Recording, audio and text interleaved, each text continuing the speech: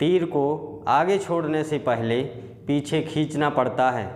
तीर को आगे छोड़ने से पहले पीछे खींचना पड़ता है, उसी प्रकार अच्छे दिनों के लिए बुरे दिनों से लड़ना पड़ता है। तो सभी छात्रों को मेरा नमस्कार। मैं रघुवीर सर आज आपके लिए एक नया टॉपिक लेकर आया हूँ हिंदी का, ग्रामर का, और उसमें है आपका छंद। तो मैं आज आप लोगों को छंद बड़े ही ट्रिक के साथ बताऊंगा। तो आप छोटी सी ट्रिक में सारे छंद एक साथ आसानी से सीख सकते हैं। तो आइए हम देखते हैं। अब देखिए, पहले हम बात करते हैं छंद की कि छंद आखिर कहलाते क्या हैं। तो छंद की परिभाषा तो हर कोई सीख लेता है। तो जो छंद हैं जिसमें वे रचनाएं जिसमें यति, गति, लय आदि का ध्यान रखा जाता है उन्हें हम क्या कहते हैं? छंद कहते हैं, नॉर्मल परिभाषा। तो क्या होती है कि कुछ नियमों में बंधित होती है रचना, तो उसी को हम क्या कहते हैं? छंद कहते हैं। तो जो छंद हैं मुख्य रूप से कितने प्रकार के होते हैं? मुख्य रूप से 2 प्रकार के होते हैं। एक है मात्रिक छंद और एक होता है वर्णिक छंद। एक और होता है जिस तीसरा भी पढ़ते हैं, मुक्तक छंद, लेकिन चूँकि वो परीक्षा की दृष्टि से ये दोनों ही मुख्य हैं तो हम इनको देखते हैं। तो जो मात्रिक छंद और वर्णिक छंद हैं, 2 प्रकार के छंद हैं। तो पहले हम छंद की बात करते हैं, फिर इनके अंगों की बात करेंगे। तो पहले हम देखते हैं कि जो मात्रिक छंद, पहले मात्रिक छंद को देखेंगे। तो मात्रिक छंद भी 3 प्रकार के होते हैं। कौन कौन से होते हैं? एक होता है सममात्रिक, और दूसरा है अर्ध सममात्रिक, और तीसरा है विषम मात्रिक। ठीक है। तो जो सममात्रिक छंद है, सममात्रिक छंद में कौन कौन से छंद आते हैं उसको मैंने एक ट्रिक बनाई है। इसकी ट्रिक है चारों गीत हरि गीत का। क्या है ट्रिक? चारों गीत हरि गीत का। तो देखिए, चा से हो गया चौपाई, रो से हो गया रोला, गीत से हो गया गीत का, और हरि गीत का से हो गया हरि गीत का। तो जो चौपाई होती है ये, इसमें क्या होता है? जो पहला है ये सममात्र, यानी सभी जितने भी छंद हैं इनके प्रत्येक चरण में समान मात्राएं होती हैं, इसलिए इसको क्या कहते हैं? सममात्रिक छंद कहते हैं। जो पहला छंद है चौपाई छंद है। तो चौपाई में चार पद होते हैं। कितने? 4 चरण होते हैं, और प्रत्येक चरण में कितनी मात्राएं होती हैं? 16 मात्राएं होती हैं। मैं अभी आप लोगों को एग्जाम्पल भी बताऊंगा। तो चौपाई में 4 चरण होते हैं और प्रत्येक चरण में कितनी? 16 मात्राएं होती हैं। इसी प्रकार से जो रोला है, रोला में भी 4 चरण होते हैं और इसके प्रत्येक चरण में कितनी? 24 मात्राएं होती हैं। गीत का, जो गीत का छंद है, इसमें प्रत्येक चरण में कितनी मात्राएं होती हैं? 26 मात्राएं होती हैं। और हरि गीत का, इसके प्रत्येक चरण में कितनी मात्राएं होती हैं? 28 मात्राएं होती हैं। तो इस प्रकार से ये चारों जो छंद हैं, चौपाई, रोला, गीत का और हरि गीत का, इन चारों छंदों के 4 चरण होते हैं। उसमें के प्रत्येक चरण में कितनी बराबर मात्राएं होती हैं? चौपाई में जो 4 चरण होंगे तो 4 चरणों में कितनी मात्राएं होंगी? 16 मात्राएं। रोला के प्रत्येक चरण में 24 मात्राएं, गीत का के प्रत्येक चरण में 26 मात्राएं, और हरि गीत का के प्रत्येक चरण में 28 मात्राएं होती हैं। तो ये इसकी ट्रिक है, चारों गीत हरि गीत का। अब देखिए, अब हम आते हैं अर्ध सममात्रिक। अर्ध सममात्रिक जो छंद है, इसके आधे चरणों की मात्राएं की संख्या अलग होती है और आधे चरणों की मात्राओं की संख्या अलग होती है, इसलिए इसको क्या कहते हैं? अर्ध सममात्रिक छंद कहते हैं। तो देखिए, इसके लिए ट्रिक है 200 बाराती उल्लू। क्या है ट्रिक? 200 बाराती उल्लू। इसका मतलब है, दा से मतलब है, 2 से मतलब है दोहा, 100 से मतलब है सोरठा, और बा से मतलब है बाराती से बरवे, और उल्लू का मतलब है उल्लाला। तो ये चारों छंद हैं, ये कैसे हैं? अर्ध सममात्रिक छंद हैं। जो दोहा होता है, दोहा में 4 चरण होते हैं, और इसके प्रथम यानी प्रथम और तृतीय चरण में 13-13 मात्राएं और दूसरे और चौथे चरण में 11-11 मात्राएं होती हैं। कुल मिलाकर के कितनी होती हैं? 24 मात्राएं होती हैं। ठीक है। अब देखिए सोरठा। सोरठा दोहा का उल्टा है। सोरठा दोहा का क्या है? उल्टा है। इसमें क्या था दोहा में कि जो प्रथम और तृतीय चरण था उसमें 13-13 मात्राएं थीं और जो दूसरा और चौथा चरण था उसमें 11-11 मात्राएं थीं। तो देखिए इसमें जो दोहा इसका सोरठा उल्टा है। सोरठा का दोहा का उल्टा है सोरठा। तो इसमें पहले और तीसरे चरण में 11-11 हैं और दूसरे और चौथे चरण में 13-13 मात्राएं हैं। इसके बाद जो तीसरा छंद है अर्ध सम्मात्रिक, इसका नाम है बरवे। तो इसमें भी 4 चरण होते हैं और इसके पहले व तीसरे चरण में 12-12 मात्राएं और दूसरे व चौथे चरण में 7-7 मात्राएं होती हैं। अगला जो चौथा है उल्लाला। तो उल्लाला छंद में प्रथम और तृतीय में कितनी? 15-15 मात्राएं और द्वितीय और चतुर्थ चरण में कितनी मात्राएं? 13-13 मात्राएं होती हैं। इस प्रकार से ये अर्धमात्रिक छंद है। अब आता है हमारा विषम मात्रिक छंद। तो विषम मात्रिक छंद है तो इसमें इसकी ट्रिक है क्या? इसकी ट्रिक है कुछ, बस 2 वर्ण की ट्रिक है कुछ।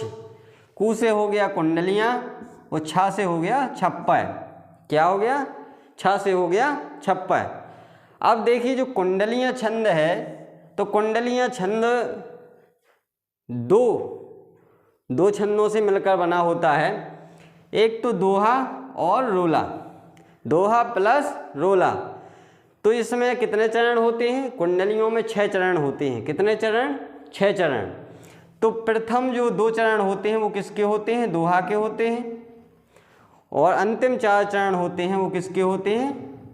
रोला के होते हैं।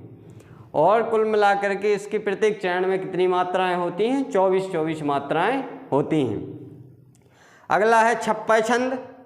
तो छप्पय छंद भी 2 छंदों से मिलकर बना हुआ है। तो पहला रोला से और उल्लाला दोनों से मिलकर के छप्पय छंद बना हुआ है। तो इसमें भी कितने चरण हैं? 6 चरण होते हैं। इसमें भी क्या होते हैं? 6 चरण। तो इसमें जो प्रथम 4 चरण हैं वो किसके होते हैं? रोला के होते हैं। और अंतिम 2 चरण होते हैं वो किसके होते हैं? उल्लाला के होते हैं। तो देखिए यहाँ जो प्रथम 4 चरण है उसमें कितनी 24-24 मात्राएं होती हैं। अंतिम जो 2 चरण होते हैं उसमें कितनी 28-28 मात्राएं होती हैं। तो इस प्रकार से इसमें 6 चरण होते हैं। इन दोनों में ही 6-6 चरण होते हैं। बाकी इनमें क्या होता है? 4-4 चरण होते हैं और सभी की मैंने आपको मात्राएं बता दी हैं। ठीक है। तो ये बहुत ही सिंपल तरीके से आप इसको सीख सकते हैं। अब देखिए हम देखते हैं कुछ छंद के अंग। जो छंद जिन बंदिशों में बंधा रहता है, जिन नियमों में बंधा रहता है वो रचना, तो उसके कुछ अंग होते हैं। तो इसमें इसके कुछ अंग हैं छंद के। पद, मात्रा, यति, गति, लय या तुक, गण और चरण। तो इस प्रकार से ये इसके अंग हैं। अब देखिए जो पद होता है, पद जो मैंने बताया है कि जैसे चौपाई है तो इसमें कितने होते हैं? 4 चरण होते हैं। ठीक है। तो उसी को हम क्या कहते हैं? पद कहते हैं। अब देखिए आप लोग इसको ऐड कर लें तो मैं इसका एग्जाम्पल भी इस पर बताऊंगा, अभी बता दूंगा। तो आप लोग इसको वीडियो को रोक करके और पॉज करके इसको ऐड कर लें। अब मैं देखिए इसको साफ करने जा रहा हूँ। तो अब देखते हैं यहाँ एग्जाम्पल। हाँ, जो यहाँ पद होता है तो पद में क्या है कि पद जो चरण होते हैं उन्हीं को हम क्या कहते हैं? पद कहते हैं। अब पद जैसे मैंने कहा कि मंगल भवन अमंगल अमंगल हारी द्रवहु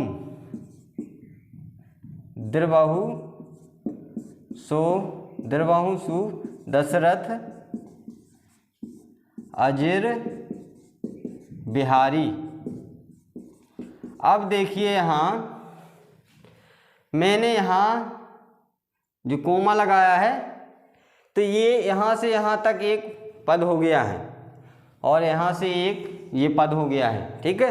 तो इस पद हम किसको कहते हैं? जब किसी छंद में 4 चरण होते हैं तो उसके जो एक चरण होता है उसको हम क्या कहते हैं? पद कहते हैं, ठीक है।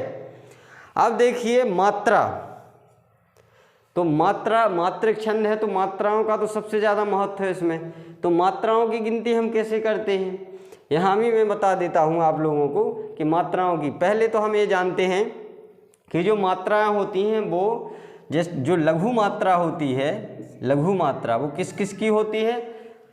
छोटे अक्षरों की लघु मात्रा होती है।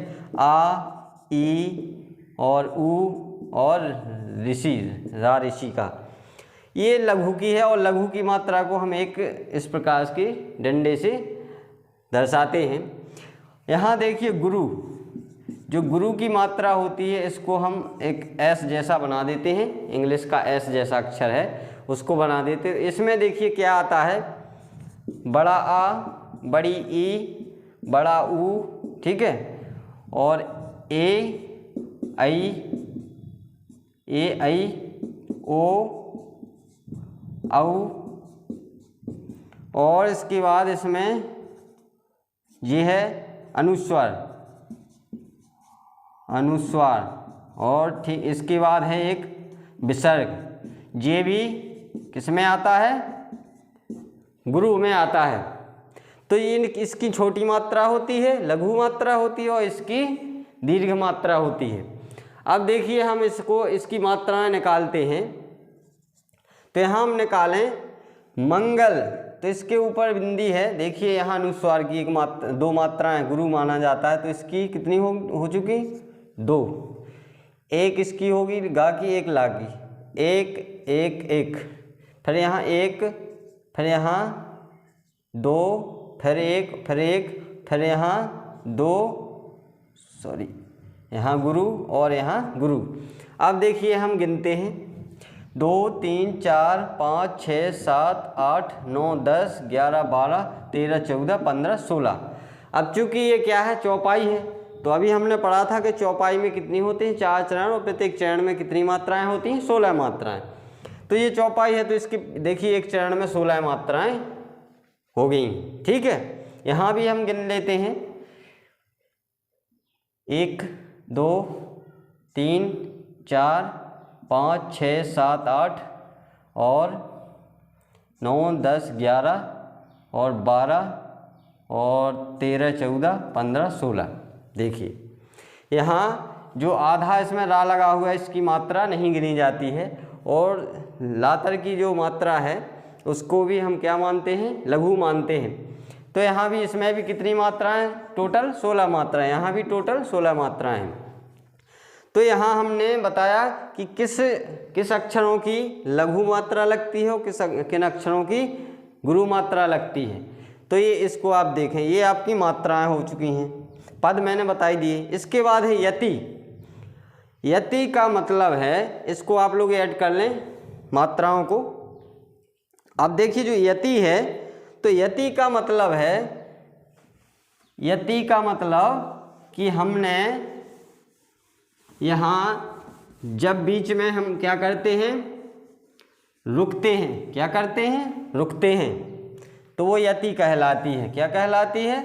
यति कहलाती है। जैसे हमने यहाँ देखिए जहाँ कोमा लगा हुआ है, आप देखते हैं ये लगा हुआ है कोमा, तो यहाँ मंगल भवन अमंगल हारी, यहाँ देखिए हम थोड़ा सा रुके हैं।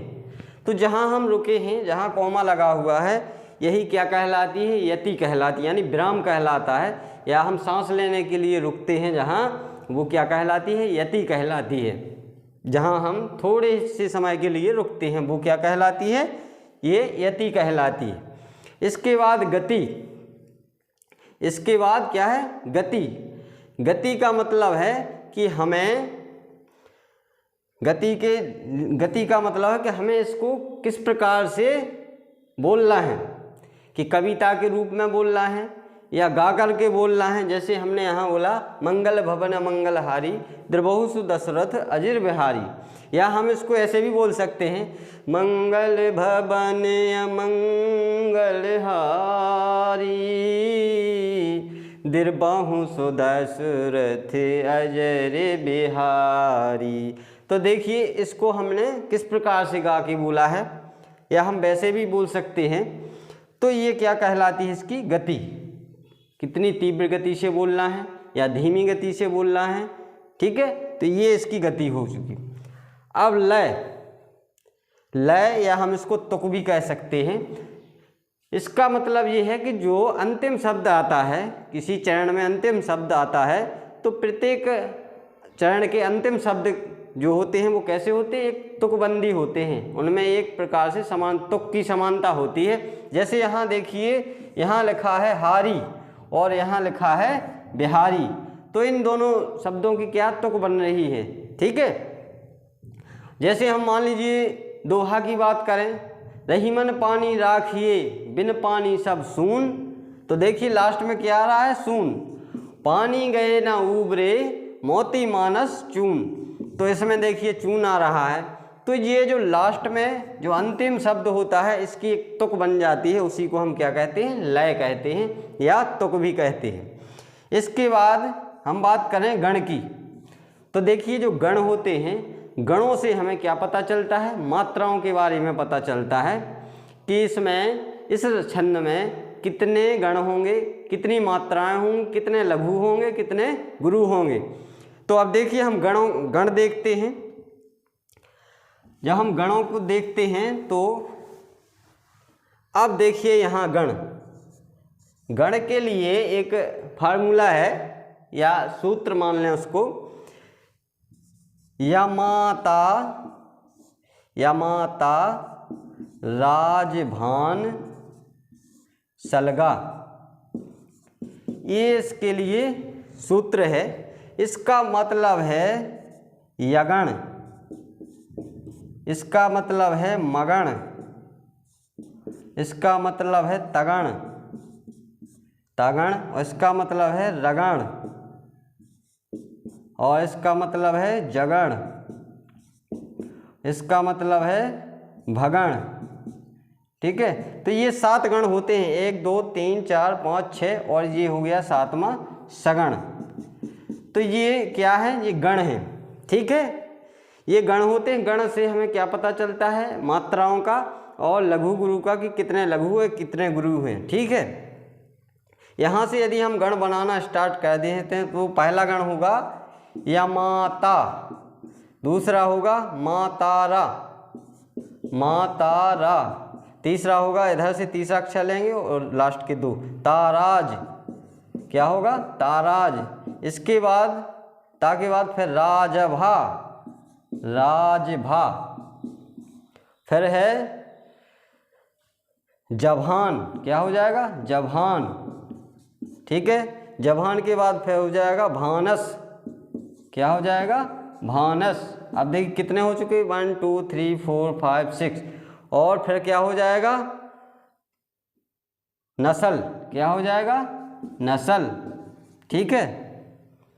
तो इस प्रकार से ये हमारे गण बनते हैं। अब इससे हमें ये पता चलता है, यदि ये गण किसी में लगा हो तो हम कहें कि पहला गण लगा हुआ है, तो इससे हमें पता चलता है कि इसमें 1 लघु और 2 गुरु होते हैं। क्या होते हैं, 1 लघु और 2 गुरु होते हैं। क्योंकि यहाँ देखिए एक यहाँ डंडी लगी हुई है, एक ता के ऊपर भी डंडी लगी हुई है। या क्या है, छोटा है तो इसकी 1 मात्रा, बड़ा माँ है तो 2 मात्राएं, और बड़ा ता है तो 2। तो जो पहला गण होता है इसमें 2 गुरु और 1 लघु होते हैं। दूसरा वाला है, इसमें पहले 2 गुरु और 3 गुरु होते हैं। माँ तारा, बड़ा माँ, बड़ा ता और बड़ा रा है, इसलिए यहाँ 3 गुरु होंगे। इसमें 1 गुरु, 2 गुरु और 1 जे क्या है, तीसरा क्या हो जाएगा, ये हो जाएगा लघु। यहाँ एक लघु एक गुरु एक गुरु एक लघु और एक फिर से गुरु, यानी 2 गुरु और 1 लघु होता है। यहाँ एक लघु एक गुरु और फिर लघु, इसमें एक गुरु एक लघु फिर लघु और इसमें तीनों लघु। तो इस प्रकार से कौन सा गण लग रहा है रचना में, तो उसी गण के हिसाब से हमें मात्राएं पता चल जाती हैं, हमें गिनना नहीं पड़ता है। ठीक है, जैसे हमें पता है कि दूसरा गण लगा हुआ है, इसमें 2 गण लगे हुए हैं या 2 गण लगे हुए हैं, तो एक गण की कितनी मात्राएं हैं, 6 मात्राएं हैं, क्योंकि तीनों गुरु होते हैं। तो 2 गण की कितनी हुई, 12 मात्राएं। तो ये तो बात होगी गण की। अब देखिए हम देखते हैं, इसको आप लोग ऐड कर लें कॉपी पर। ठीक है, तो इस प्रकार से आप लोगों ने इसको छंद को देखा है। अब देखिए ये जो मैंने पहले ट्रिक बताई है छंद की, वो बहुत ही आसान है और आप लोग इसको आसानी से सीख सकते हैं। और यदि वीडियो अच्छा लगा हो तो आप लोग वीडियो को सब्सक्राइब करें। अब मैं इसके बाद इसका एक दूसरा पार्ट लेकर आऊँगा, सेकंड पार्ट। ठीक है, उसमें मैं अलग अलग छंदों को अलग अलग एग्जाम्पल के थ्रू समझाऊँगा, अलग अलग एग्जाम्पल से मैं समझाऊँगा। चौपाई का, दोहा का, सोरठा का, सभी के अलग अलग एग्जाम्पल लेकर के मैं समझाऊंगा। और आप लोग चैनल को सब्सक्राइब करें। और मैं इसके बाद आप लोगों को एक और भी ग्रामर की ट्रिक लाने वाला हूं, जैसे मैं रस की ट्रिक लाऊंगा और एक अलंकार की ट्रिक, और भी अदर जो ग्रामर है उसकी भी मैं ट्रिक के साथ आपको ग्रामर पढ़ाता रहूँगा। धन्यवाद।